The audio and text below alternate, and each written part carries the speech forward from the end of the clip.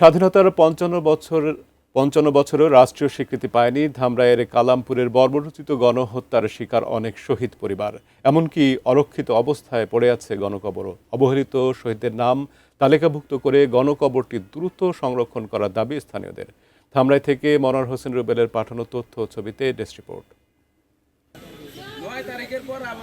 নির্মম গণহত্যার শিকার শহীদদের স্মৃতিতে ২০১৫ সালে ধামরাইয়ের কালামপুর বাজারে নির্মিত হয় স্মৃতিস্তম্ভ।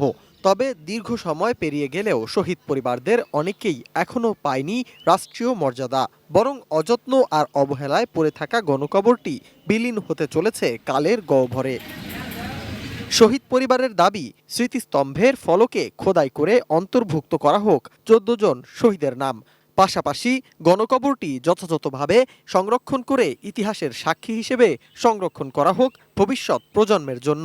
আমার বাবার দিয়ে উঠে না দেয়া তারা আইগে গিয়ে তাও উঠে নিয়ে আমার ভাই নগাইছিল ছোট্ট ভাই, তারা নিয়ে ধরে নিল। শুনছি বলে কালামপুর না মারছে।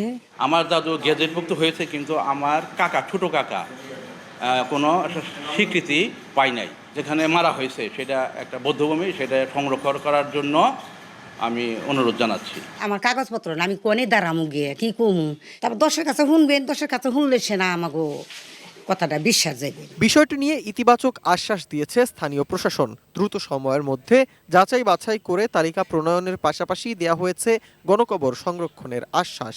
ওই সময় যারা শহীদ হয়েছেন, যাদেরকে বন্যায় বসে গুলি করে মারা হয়েছিল, তাদের অনেকের নাম মুক্তিযোদ্ধা গেজেটে আসেনি। আমরা সে ব্যাপারে তাদের তথ্য উপাত্ত সংগ্রহ করে মুক্তিযুদ্ধ বিষয়ক মন্ত্রণালয় পরবর্তী অবস্থা গ্রহণের জন্য আমাদের পক্ষ থেকে বাকি আরো যে সমস্ত চেষ্টা আছে আমরা সর্বোচ্চ করব।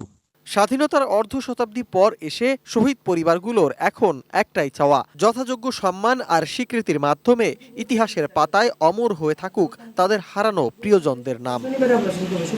সিফাত Mahmud, desk report, ATN news.